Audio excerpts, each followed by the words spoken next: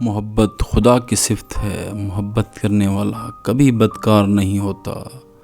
السلام علیکم۔ جو عورت شہوت کی بھوکی ہوتی ہے وہ اپنے شوہر کو حد سے زیادہ پیار کرتی ہے اور اس کی ہر بات مانتی ہے۔ جماع کے بعد مرد اور عورت کو دودھ میں انڈا اور شہد ڈال کر پی لینا چاہیے۔ یہ نسخہ دونوں کے لیے بہت مفید ہے۔ مباشرت سے پہلے نیم گرم دودھ میں شہد، بادام اور آدھا چمچ زیتون کے تیل کا ڈال کر پی لیں۔